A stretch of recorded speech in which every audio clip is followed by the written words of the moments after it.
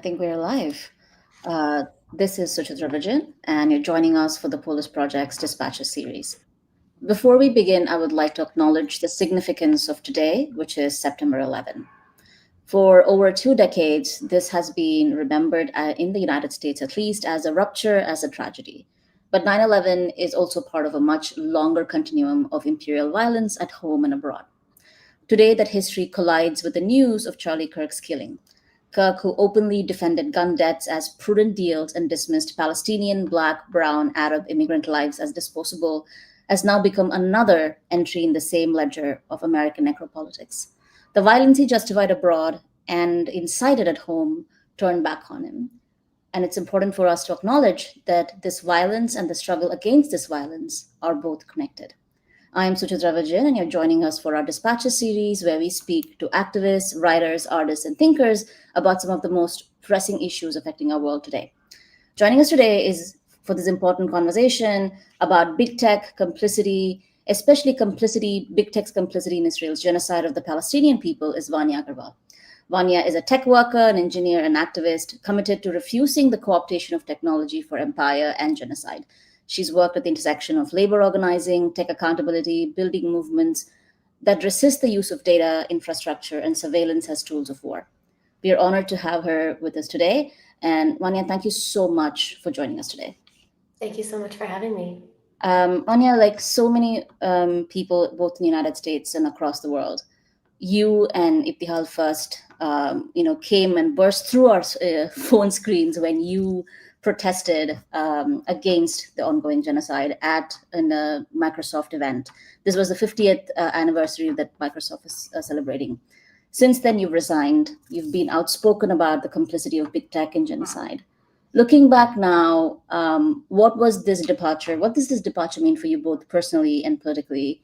And maybe you can also talk to us about what made this decision to protest but also resign inevitable for you? Yeah, it's a great question. I think personally, the decision to leave, the departure itself, was a really obvious choice for me. I joined Microsoft about 2 weeks prior to October 7th, 2023, and very quickly started to learn more and more every day about how Microsoft was complicit in Israel's genocide in Gaza. And every day I learned more, I fell deeper into grief and despair that the majority of my waking hours were being dedicated to this company that was aiding and abetting an ethnic cleansing. And my resignation, when it came, it really came as a huge relief to me after months of feeling like I was drowning in guilt and honestly hopelessness. And the departure itself symbolized sort of a small step forward on my own path to finding purpose. And it's given me such clarity as to what really matters in life and what's worth risking for what matters. Politically, it's been eye-opening and radicalizing. The more I speak out, the more I realize how deeply the tech industry has invested in narratives of innovation and neutrality to shield itself from political accountability. I've also started to see just how willing it is to turn on its own people, its own workers, with violence, with impunity, all in the name of maximizing profits. What that departure did for me ultimately was really push me into community, into solidarity with those doing the work on the ground. And honestly, that's been the most life-changing part of this whole experience. Yeah. You asked what made the decision inevitable for me. I think once I learned about Microsoft's complicity, I knew I couldn't stay there. I couldn't bear the thought of helping a genocidal military machine make a single dollar more. I wasn't knowingly working directly on tools that were being used by the Israeli military, but I knew that my labor, my energy was powering this machine. And when I realized that, it was more a question of how long do I stay and try to make a difference from within versus at what point do I quit? And finding the No Azure for Apartheid campaign was a turning point for me because I was able to connect with a movement of Microsoft workers and former workers who had the skills, resources, power to tangibly make a difference. And I saw the difference that they were making. And once I found that community, I knew I was going to do anything and everything I could to make the most of my privilege, my position, and risk what I needed to in order to have the most impact. And by chance, that happened to be the 50th anniversary event. From seeing you and others from the protest initially to now, a lot has changed, and we've also come a long way. One of that was the state dinner that Trump organized for Silicon Valley's most powerful men.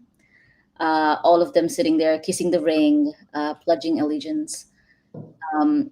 What was and I don't know that for someone like you on the ground, organizing protests, creating community, to see this moment on screen, but also this felt like they were all so happily rubber stamping Trump's white supremacist fantasies. Can you just kind of walk us through your initial reaction to this, but also what it means to the larger context? Yeah, definitely. I think over the past several decades, these CEOs, these tech CEOs and the companies that they run, they've built such strong narratives around them that they are so idolized and worshipped in the tech industry. Elon Musk, Bill Gates, it might be easy to forget because of where we are today, but they had decades of public praise as deliverers of innovation and evolution. And these tech companies were symbols of that innovation and evolution. But I think as the political climate has been shifting, these CEOs are finally able to go fully mask off with their real intentions. I think what we saw at that state dinner, it doesn't come as a surprise to me, because big tech it's always been built on surveillance, data, control. Think of how social media is intentionally made to be addictive, how algorithms are tweaked in order to control the narrative. Big tech's power doesn't just survive under authoritarian regimes, it thrives under them. And tech likes to posture itself as politically neutral and just doing business. But that dinner really showed us its true politics, which is self-preservation, proximity to power, and a willingness to enable regimes that promise deregulation, surveillance contracts, market access, no matter what the human cost is.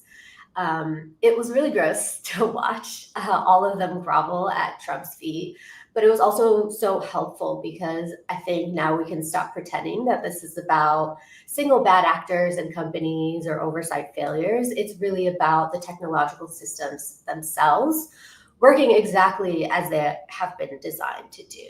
And if we want something different from tech, it's not going to come from within. It's not going to come from these executives. It'll have to come from those willing to confront these structures from the outside. Also, one of the things that was very glaring for me, I'm South Asian. I'm an immigrant to this country, and on the table seated were three immigrant men, three powerful men on the table. Not once did they bring up the ongoing criminalization of immigrant communities, about ICE, Trump policies that might criminalize tech workers, especially tech workers who might have precarious visa status. And that also kind of brought me to this moment where, can you explain to us the relationship between tech workers now working and resisting and your resignation to this larger conversation about the actual these men in Silicon Valley who are powerful, who own these companies, who run these companies, pledging these allegiance, right? There is some kind of a relationship that is often not seen, the exploitation of labor, but at the same time, allowing that labor that produces all of this wealth to be completely disregarded at any moment. Yeah, for sure. These executives, I think a lot of them, especially the ones who are people of color, they often think of themselves as a model minority. Yeah. And the example of the right way to build power, the right way to succeed in the system, the right way to fight back to the system, and often speak down on labor movements and workers like me who are speaking up and speaking out with our bodies, with our labor, with our time and energy, and disrupting business as usual. We've seen this time and time again within Microsoft itself, where we are constantly being ignored and silenced and suppressed. Employees who are posting questions to executives or sending emails to the company are very quickly suspended or even terminated for taking part in protest actions. Whereas Microsoft has been called out time and time again on its complicity and its relations contracts to the Israeli military, and yet they have taken their sweet time in responding to those allegations, in investigating those allegations, when knowing full well that they involve human rights violations and crimes against humanity. And these executives have the power and the money to act with impunity and without any consequence. And it comes at the hands of their workers who have to make that decision to put their careers on the line, put their jobs on the line, put their responsibilities on the line. That was something that I had to consider when I was deciding whether or not to take my action back in April, what I was willing to risk and what I was willing to lose. And coming from being a U.S. citizen myself, I come from a great a position of privilege, and I have the most protections that anybody potentially could in this movement, but many people don't. A lot of tech workers especially are on visas, and they rely on these jobs for their livelihoods, to support their families, and to make a living, and they aren't able to put all of this on the line. And these companies are essentially forcing them. It's just another form of oppression and silencing. They're forcing them to either give that all up or stay silent and stay complicit. And they're trampling all of the avenues. They say that they have proper avenues and proper channels for people to speak up, but we're seeing every day those get trampled.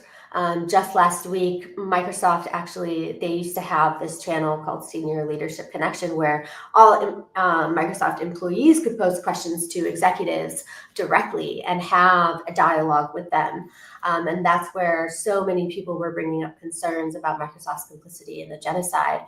And just last week, after all of our actions this past month, Microsoft actually shut down that channel completely. So we're just seeing the avenues for speaking up diminishing by the day. I now want us to go into the actual mechanics of how Microsoft is complicit in the ongoing genocide. What is Azure? What is this project? What does it mean? How did it come about? Can you walk our audience through what it is?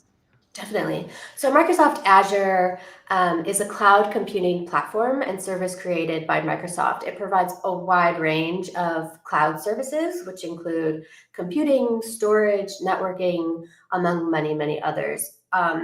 Companies, governments, other entities rely on cloud services like Azure to provide the foundations that run their systems.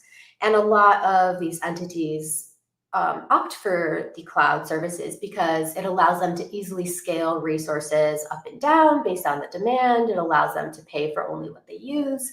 And it has very high accessibility. These data centers exist around the world, including in Israel. When it comes to Israel and Microsoft specifically, Microsoft provides the Israeli military with Azure Cloud, AI, and storage services, which the Israeli military uses to build their automated weapons platform. So these services provided by Azure Cloud and AI are used in a multitude of ways with the ultimate goal of surveilling, targeting, and indiscriminately bombing Palestinians. So there's multiple pieces to this. One side is the storage side. So just last month, The Guardian reported that in 2021, Unit 8200, which is part of the Israeli military and has been implicated in crimes against humanity, built a mass surveillance tool on Microsoft Azure storage. This was a system that collects and stores recordings of millions of mobile phone calls made each day by Palestinians in Gaza and the West Bank. And this information stored in Azure ultimately amounts to this vast repository of intelligence about the Palestinian population that is then used to blackmail people, place them in detention, target them, or even justify their killing after the fact. This is phone calls, this is text messages, there are other audio files, and they're not just stored in Azure, but they're also translated, transcribed, and searched through using Azure. The other piece is AI. So Azure Cloud and AI also provides the foundational services upon which many systems, such as the Gospel, Lavender, and Where's Daddy, run on. And these are tools that are all used to, these are all tools that use all the surveillance data that has been collected to develop kill lists and target Palestinians. So one of them in particular, which is Where's Daddy, this one is used to track targeted individuals in their homes so that the IOF can carry out bombings when they enter their home. And an intelligence officer told Plus 972 magazine actually that the IDF bombs Palestinians in their homes without hesitation and as a first option because it's much easier to bomb a family's home. And so the system is built to look for them in these situations. And this ends up with their entire families being killed as collateral damage is what they call it. And even aside from the cloud and AI services, Microsoft staff and contractors provide specialized consulting and technical support both remotely and on military bases in occupied settlements. So the Israeli military is actually a Microsoft S500 customer, which means they're one of Microsoft's most valued top 500 customers in the whole company, which means that they get top priority status as one of the company's most important customers globally. Ultimately, this relationship between Microsoft and the Israeli military has existed for decades. In 2021, it manifested as a $133 million contract that we've actually seen the IOF's usage of Azure and AI services spike nearly 200 times following October 2023. And, you know, it's clear that Microsoft forms the technological backbone of Israel's automated weapons systems, which really enable Israel's genocidal campaign in Gaza to be as deadly and destructive as it is.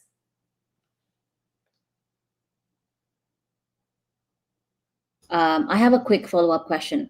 Would it be fair to say that if today, for some reason, Microsoft decides to terminate its contract with the Israeli IOF forces and stops providing any tech assistance to the Israeli state, would it be fair to say that the genocide as is cannot be carried out? Or would it at the least limit the damage of deaths that are happening in Gaza and Palestine as a whole? 100%.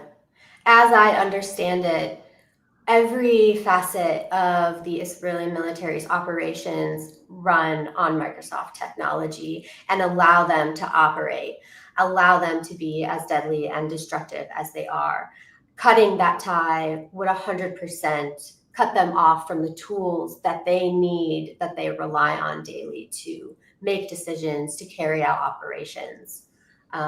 It definitely wouldn't be enough to stop the genocide and make up for all the damage that is already done, but it would make a sizable Accessible impact. impact.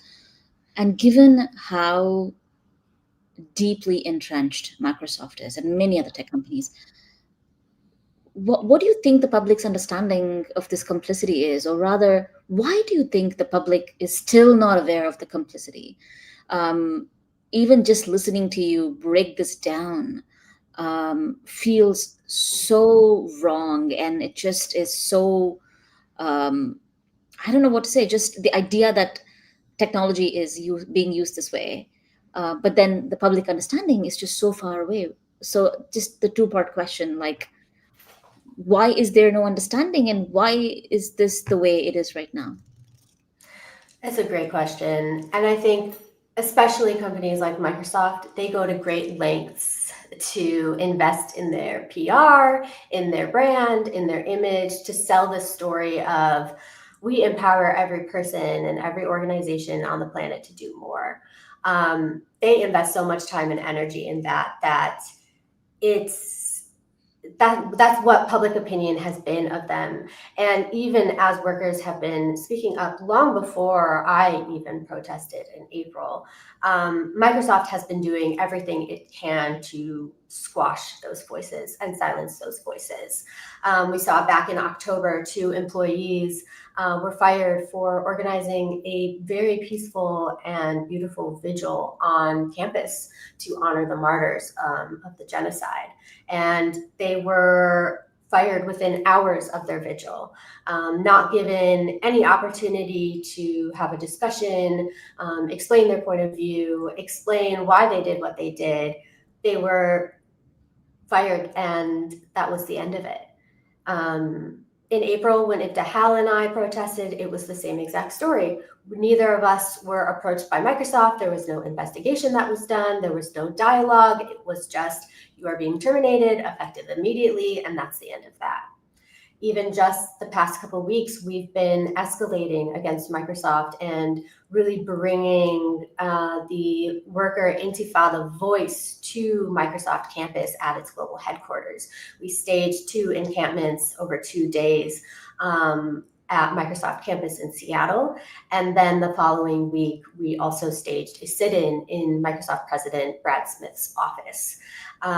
These protests all involved former Microsoft workers as well as current Microsoft workers. And again, Microsoft fired all of the current workers who were involved in the protest without investigation, without dialogue. There was no attempt to understand the employee perspective, understand the demands of the campaign. I think as we've been all witnessing this first AI-powered genocide that literally runs on Microsoft Azure, and we're starting to learn that cloud and AI have become just as deadly as bombs and bullets. But these companies go through great lengths to silence the dissent. It's not just Microsoft, it's Amazon, it's Google, it's all these tech companies that are complicit. And as consumers, employees, people of conscience, we really need to question the motives of these companies and the stories that they tell us. Microsoft, again, claims to empower every person and every organization on the planet to do more, but they conveniently leave out the footnote that this doesn't include Palestinians, Arabs, or Muslims. They have time and time again failed to protect their Palestinian, Arab, Muslim, and pro-Palestinian allied employees who speak up in the company. They tell us that they value their employees' perspectives and are here to provide technology in a principled and ethical way. Meanwhile, they respond to peaceful protests with violence and chemical weapons, as we saw just 2 weeks ago. They take months to perform an investigation into potential human rights violations, meanwhile, act with haste to suspend and terminate any employees who dare to speak up. And they're not just applying technology to the Israeli military, they are an extension of the military machine. They not only aid in the surveillance, targeting, and bombing of Palestinians, but they are now also the iron fist that silences dissent. So as long as the military machine is profitable, they will support, uphold, and uplift the agenda of the state. And it's only a matter of time before the same technology is turned onto the rest of us. And we all have to open our eyes to see that. Yeah. And we're seeing that happen in the United States, just with Mm-hmm. Cop City, which has a much longer history, but the recent raids and everything else. Um, I do have another follow-up question: is that You talked about the actions that you've been doing. Can you very quickly walk us through the kind of actions that you've been doing? How often are these actions done? I know it's been a sustained. I know the mainstream media doesn't cover this, which also means that sometimes information comes to the wider audience as one resignation and then something else months later. So maybe just a quick walkthrough of how this is not just one moment or one instance of protest, but this is something as a collective, as tech workers, you've been consistently doing. If you can just walk us through the protests that have happened through the summer leading up to what's happening now. Yeah, definitely. And I actually want to start with talking about that at the point at which the aftermath occurred from my protest. So formally, when I resigned, they never acknowledged my protests. They never answered my questions, responded to my demands. But informally, they started. They very quickly started to take action to prevent anybody from being able to do what Ibtihal and I did again. They started applying rules to prevent mass emails and censoring emails with the words Palestine, genocide, Gaza, and even my full name, Vaniya Agrawal, was being censored in emails. After April 4th, a recent report by, I think, Bloomberg just came out that Microsoft actually involved the FBI and local police to help track and contain pro-Palestine protests, even going so far as to single out a particular former employee who had been fired as part of the vigil back in October. And all of these reactions that Microsoft has taken to try and suppress the movement and suppress voices more has kind of had the opposite effect. We saw, as a result of the censorship, a worker, Nisreen Jaradat, she sent out a mass email calling out Microsoft censorship. And she bypassed all of their rules and got her message out to Microsoft executives. And within hours, they suspended her account and put her on administrative leave. And even following her email, we've seen multiple resignations happening within the company, sort of as a wave over the past several months, ever since our first resignations back in April. And this wave of resignations have also been paralleled with waves of employees speaking up more, sending their own mass emails calling out Microsoft and trying to demand Microsoft to answer to its workers' questions. We've been seeing tons of employees engaging in town halls and confronting leadership with questions regarding Palestine, regarding the contracts in Israel. And we just continue to see Microsoft delete these comments, delete these questions, ignore the questions, and suspend the workers again who are reaching out. And so over the past couple of months, as this internal work has been happening inside the company, we've also been putting pressure on Microsoft externally and trying to build up the pressure on Microsoft and show them that this movement isn't going away despite all of their attempts to silence us. So back in May, we actually had a presence at Microsoft's conference, Microsoft Build, and we had a rally outside of that conference where we were confronting this massive conference that Microsoft throws every year to promote its innovation and its tech and bring in people from all around the world as another PR stunt. We had this rally outside and we were confronted with security that Microsoft had hired, and they were militarized. They were heavily militarized. There were security checkpoints that were added to the conference in response to our protesters. And we were met with violence and pepper spray, chemical weapons, and arrests. There was even a protester who was arrested on that day. So In addition to that, we had a presence inside of the conference. We went inside and we disrupted the keynote speakers. We disrupted Satya Nadella and Jay Parikh and Scott Guthrie and Netta Hybe and Sarah Bird, all of these people who are making these decisions every day to continue Microsoft's complicity, to ignore employees. Back in July, Microsoft co-sponsored a responsible AI teach-in and conference at Seattle University. And we showed up and we shut down the conference. We took over the stage and shut down the conference for a couple hours to prove to Microsoft that they cannot continue this narrative. They cannot continue selling this idea and whitewashing their crimes in Palestine with this idea of responsible and ethical AI. And then just last month, we continue to escalate, as we've seen. I think after Microsoft Build is when we saw Microsoft publish its first statement about investigating itself. They claimed that they had conducted an investigation in response to all of the actions that had been happening recently, but that they found no evidence of wrongdoing. And in the same breath also said that they didn't have the visibility into Israel's operations to really understand how they were using the technology. And then in the same breath also admitted to increasing the support with the Israeli military following October 7th in the name of rescuing hostages.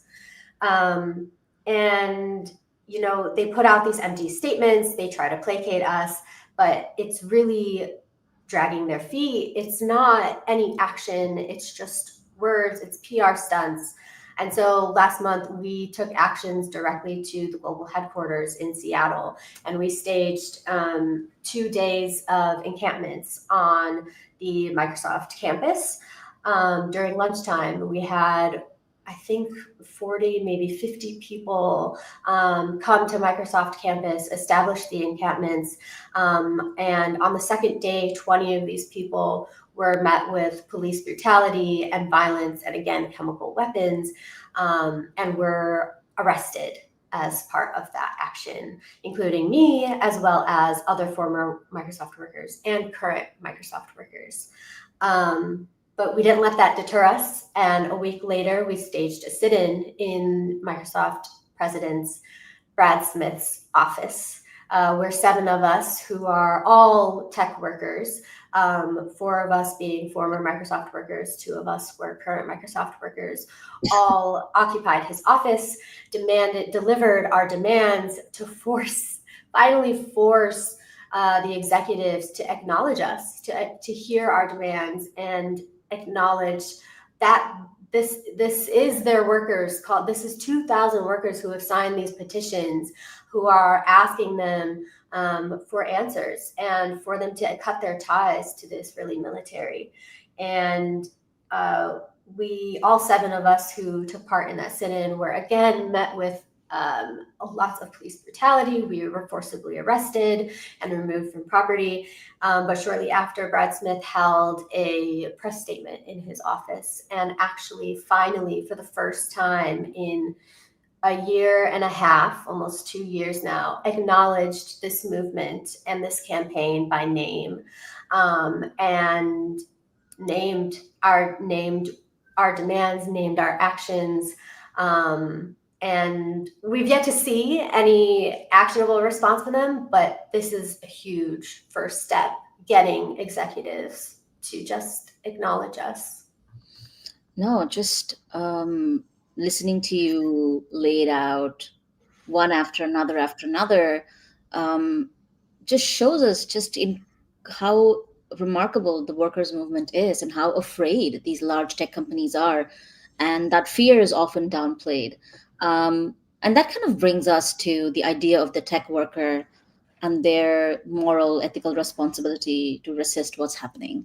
Some of the things that are often said is, when you've written that even employees outside of Azure and other Microsoft projects, are complicit. And can you unpack that for us? Can you unpack what complicity looks inside these organizations. Like, how are individuals not only bought into the system, but how do we think through this complicity? Because I don't think a lot of people think about it that way, right? Because they're like, okay, I didn't work on this project. I did not code, I did not build, I did not sell this to the IOF. So why am I complicit? So how does one go about explaining, breaking this down to most tech workers who might not see the relationship between their labor and complicity? Definitely. I think my answer here is just that complicity is systemic. You Yeah. can be in marketing, HR, legal, design, and still be helping to build and sustain an institution that profits from violence. If you're building brand campaigns that portray the company as inclusive and ethical, while it's signing multi-billion dollar cloud contracts with military or border agencies, you're helping shield that harm from any scrutiny. If you're in HR managing employee dissent, disciplining or sidelining workers who raise ethical concerns, you're helping enforce silence. If you're in sales or partnerships, you might not know exactly how a tool is being used, but you're still facilitating the relationships with clients who are engaged in surveillance, occupation, and apartheid. Um, and for those who say like, I'm just an engineer, I wasn't working. I personally was in the Teams organization working on the messaging platform. So I didn't knowingly work on anything that was used to surveil Palestinians or target them. But I also understood that when tech is so intertwined with the military industrial complex, everything in tech is political. Technical labor is political labor. The code you write, the infrastructure you maintain, the decisions you optimize for, all of those things shape how power operates in the world. And I think too often we're sold this idea, especially in tech, that our labor is apolitical, that technology is neutral, or even more so for the good of innovation and evolution. But Microsoft has made the active choice to be part of the economy of apartheid since 1991, with its technologies embedded across the Israeli military, but also prison systems, police, universities, schools, illegally occupied settlements. That is a political choice.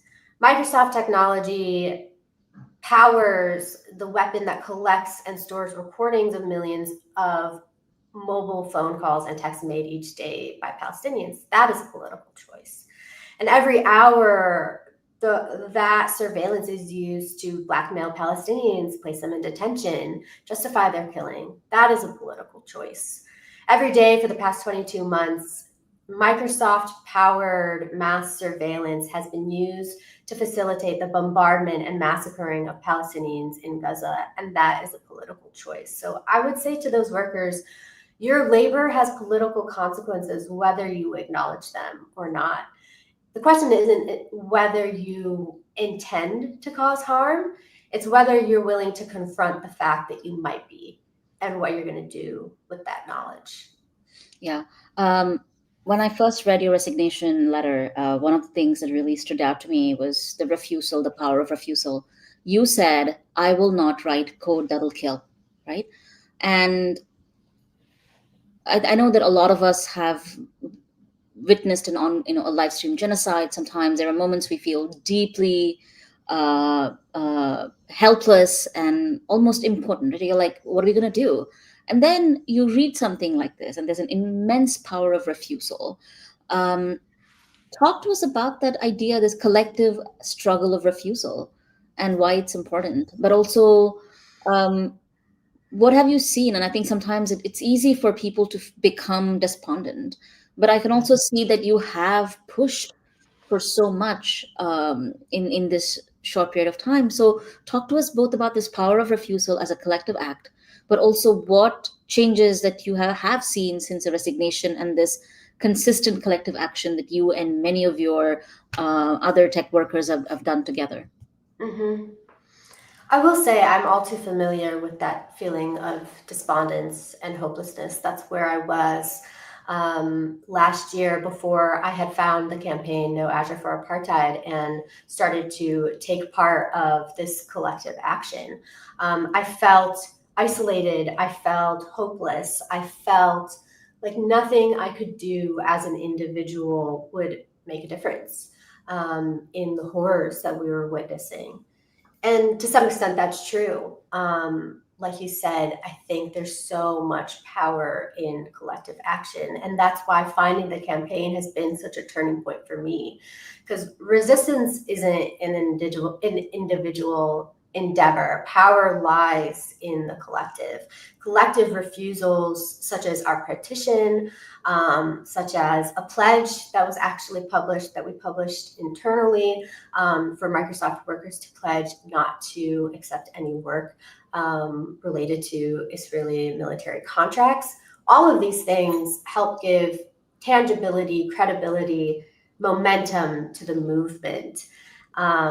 As it stands today, our petition actually has over 2,000 signatures from Microsoft workers, and that number just continues to grow. And not only has the petition grown, but the movement as well. Since my protest, 6 more employees have been terminated for protesting against the company's complicity, putting their jobs, careers, statuses on the line. And direct actions against Microsoft, as I mentioned, have also been growing in size and confrontation, both locally at Seattle headquarters and organically around the world. It's been really moving to see how, I think just a year ago, not many people understood Microsoft's role in the genocide. And now we're seeing students in universities, other workers around the world taking actions against Microsoft, and Microsoft even becoming a priority and pressure target of the BDS campaign. It's really amazing to see the impact that this movement is having. It's also funny to see Microsoft's responses. As I mentioned, they started censoring emails related to Palestine. They militarized their conference spaces in an attempt to dissuade protests. They even shut down the channels for employees to voice concerns directly to senior leadership. They've been arresting their own employees for peacefully protesting. But I think the poetic part is that this repression doesn't deter the movement. It only makes it stronger.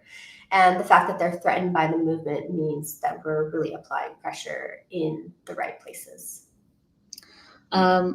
I really liked the fact that you started our conversation by saying that situating yourself in what it means to be an American citizen, have the privilege to protest. But again, not everybody might be as privileged as us, who have the privilege of citizenship, the privilege of caste, class, access to other material resources. There are going to be other tech workers who are precarious, who might not have the same background or the privilege to put their bodies in the line that you had and many others have. How do we, but again, this is, as you said, collective action. How do we get them to act? How do we enlist them to, to say, fine, maybe this is not something you could do, but are there other things that we can tell people, that the ways in which they can be involved when there is precarity in their lives? Definitely. And I would say, I think most people in the movement are in that position. They find them in a position where they can't take the risks that I and several others in our campaign have taken. And that's completely understandable. I think we have to understand that these movements are so much bigger than just the 6 to 7 people that you see get arrested at a protest, the 20 people you see get arrested at our encampment. This movement has hundreds of people supporting it behind the scenes. You just don't hear about them because they're working tirelessly behind the scenes on things like base building, getting our communications out, working with the press. There are needs across the spectrum in grassroots movements that vary in their risk tolerance and risk level. And we don't need everybody to be quitting, to be standing up and yelling at executives, and actually staying inside of the tech companies, working there and organizing from within holds tremendous power. So I have been trying really hard to get this message out that everybody has a part to play, no matter what your risk level is. You don't have to be risking your job, your career, your status, your livelihood in order to be part of this movement. You can still join these movements to help demand that your workplace cut ties and divest from genocidal partnerships. Mobilizing fellow workers and community members to help escalate by disrupting business as usual, organizing strikes and protests wherever you are. Reject doing any work that could contribute to genocide and other crimes against humanity in Palestine. From all the way from on the ground mobilization to financial divestment, legal persecution, we have to use all the avenues available to us to escalate the pressure against these companies and their executives. And there's a role to play for everybody, and no action is too small. Even things such as making food or mutual aid for a protest holds tremendous power and fuels the movement. Vaniya, we're almost in the last few minutes of this conversation, and I have so much more to ask. But I'm really going to just put two more questions to you. You framed Microsoft's complicity as the technological backbone of apartheid and genocide, and I think it's a powerful, powerful way to communicate the message. Could you also kind of help our audience make the connection between how big tech, this is not, again, as you said, this is not a few companies, that this is conglomerates, there's a bunch of tech companies across continents, and how do they fit into this global system of militarization and colonial violence? Often when we say militarization, colonial violence, what comes to us is boots on the ground. But today, big tech is very much complicit in that violence. And can you kind of just summarize that for us? Because again, it's not just Microsoft, right? It's like so many companies across big tech. Definitely. Yeah. And I think that statement just about cloud and AI being as deadly as bombs and bullets is a nice symbol is a nice summary of all of that. These companies don't just sell tools, they sell the capacity to control, to surveil, and to dominate at scale. Cloud infrastructure has become sort of the digital nervous system of occupation, and machine learning models have become the predictive policing engines. The biometric systems become border enforcement tools. These are all tools that enable the surveillance, the targeting, the oppression, the silencing, the occupation. Whether it's Israel's apartheid regime or US ICE detention systems, tech enables these systems to run. And these tech companies, they're bidding for contracts with military agencies. They're actively seeking these out. They build custom solutions for police, for prisons, for surveillance states. They hold data for governments engaged in ethnic cleansing and colonial expansion, and they do it all while maintaining a posture of ethical leadership and corporate responsibility.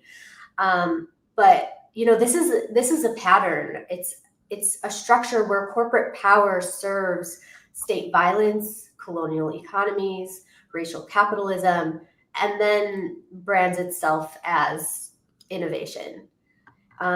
We've seen this through other historical contexts. During apartheid in South Africa, IBM provided computing systems that helped the regime classify and control the Black population. In Congo today, the Apple devices we carry in our pocket are made possible by cobalt and critical minerals in lithium-ion batteries. and the majority of this cobalt comes from the Democratic Republic of Congo, and a significant portion of that is mined under conditions of forced labor, child labor, environmental devastation, brutal exploitation. It all comes down to profits over people at any cost. And as tech workers, we sit at the center of this infrastructure that sustains the empire. Surveillance systems, border technologies, financial networks, militarized data pipelines. It's scary, but that also means that our labor can be a point of resistance. Even beyond Palestine, tech workers can play key roles in broader liberation struggles by refusing to build tools that reinforce carceral, colonial, or extractive systems, whether that's police AI in the US, caste-based surveillance in India, or extractive data mining in the global South. And real solidarity means supporting grassroots movements like ours, already resisting these systems. It means redirecting our skills, our platforms, our networks towards liberation, and recognizing that